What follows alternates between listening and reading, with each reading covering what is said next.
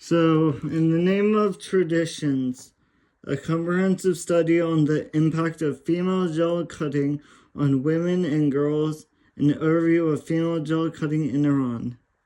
Okay, now the actual article uses the term female gel mutilation, but I'm gonna say female gel cutting because, well, one, in those cultures such as Somalia, Ethiopia, and Tanzania, those places that do it, many of those women actually don't feel like they lost something from the procedure. They feel empowered, or they actually like it, or whatever makes them. It's like a beautifying.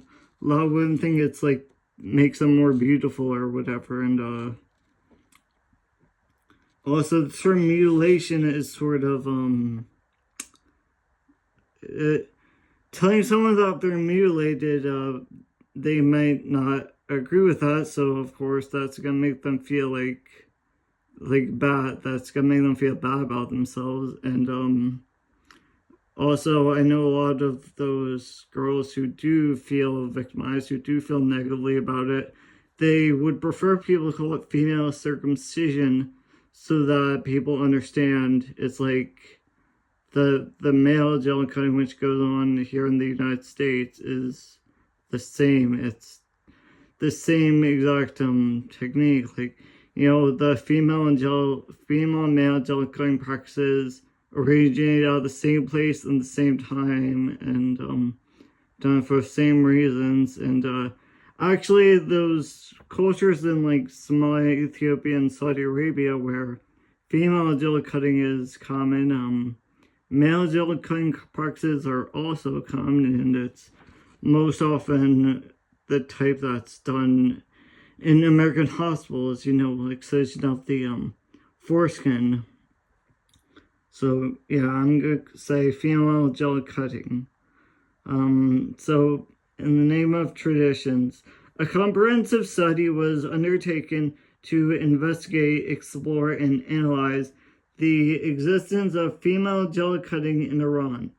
The time span of this study began in 2005 and ended in 2014. The aim of this study was to provide in-depth data on FGM, in-depth data of FGC in Iran, and the comprehensive program to combat FGC in Iran and bring this issue onto the world's agenda.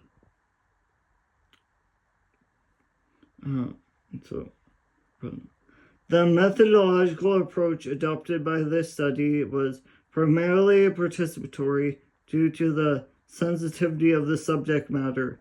Most parts of this research were completed by the end of 2014, and much has been achieved over a decade of studying the subject of FGM in Iran.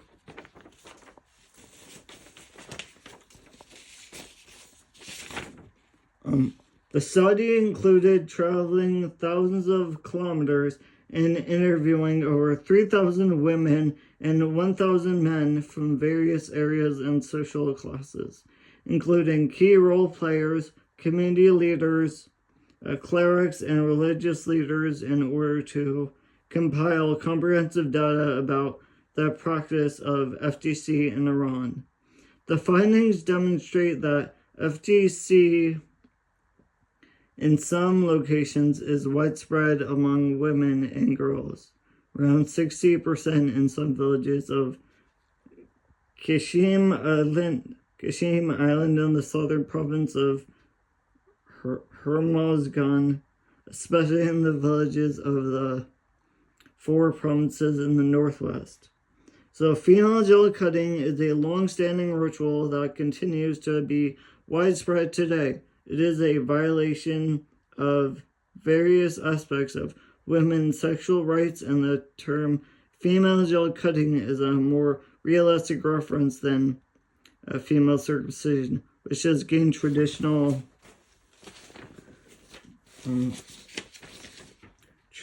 legitimacy. Sometimes the term used is female domination. Various factors influence the beliefs, norms, attitudes, and political and economic systems contributing to this tradition. There are some studies on the prevalence of female genital cutting in Iran, but they have only a limited range.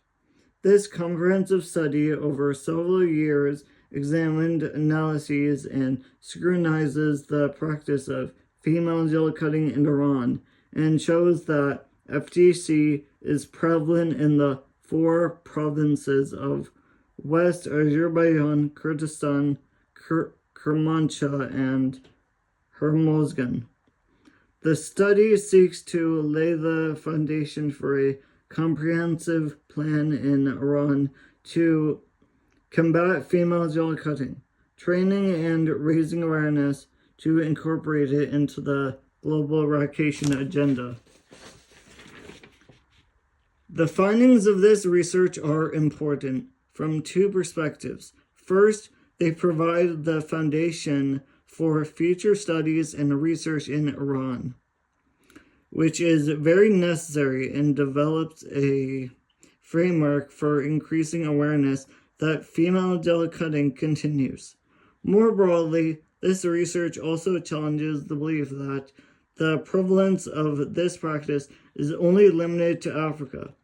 It provides clear evidence that women and girls genital cutting is found in the Middle East, in areas of Asia, and specifically in some provinces in Iran.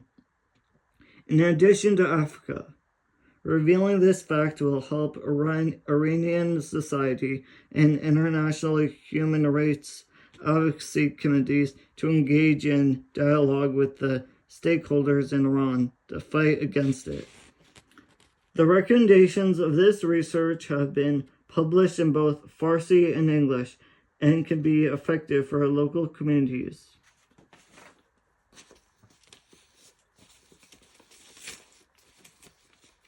Sorry.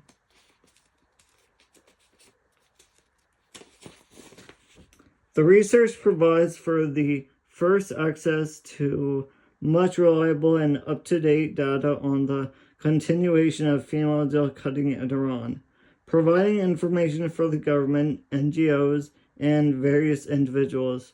The research findings also address issues around female genital cutting in Iran for global assemblies such as the United Nations and UNICEF, and may even lead to recommendations from international organizations that address this issue.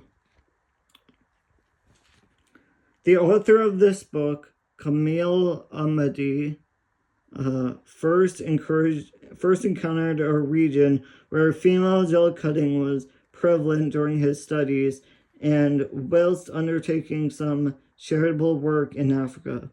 FGC was his main motivation for conducting the studies. Returning to Iran, where FGC was discovered by him and his own family, the research took several years to complete.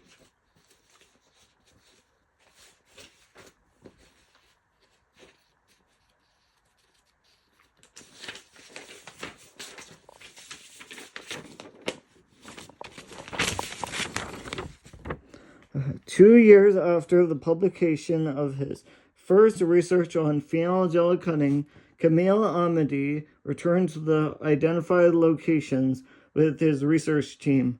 During this time, he began to enlighten and educate local people face-to-face about female genital cutting. Kahmeel Ahmady wanted to gauge the impact of education on reducing the prevalence of female genital cutting in the studied areas. His new report on 2016 suggested that education via pilot programs had led to a significant decrease in female genital cuttings. The report titled "The Changing Paradigms of Female Genital Cutting" was published as an appendix to the book In the Name of Tradition. Kahmeel Ahmady has also produced an eponymous documentary film in the name of tradition, produced during field work on female gel cutting. It has been broadcast on numerous television programs and various festivals outside of Iran. Changing community attitudes, raising the awareness of the physical, sexual, and psychological harms of female gel cutting, rural migration to cities, the deaths of traditional babies, babies is the name for old women who performed FGC, I guess a traditional circumcision in those communities, with lack of interest from younger generations to take on their place and an unwillingness to continue this work. The impacts of social networks and media have also been key factors in a reduction in the rate of female gel cutting in recent years.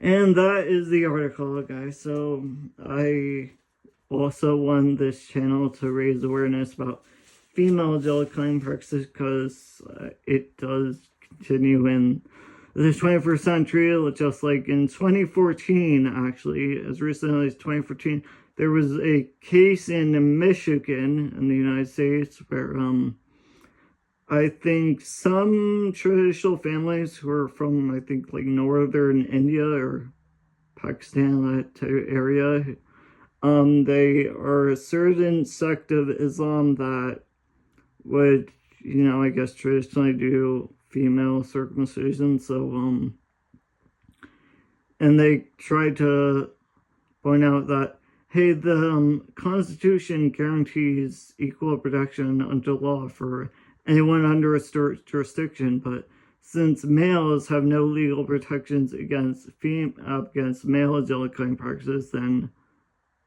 females should not have any protection from female gel cutting practices, which I think all gel cutting practices are like, it's just some archaic, crazy superstition, and I don't see. So that's all I have for you guys. Thanks for watching.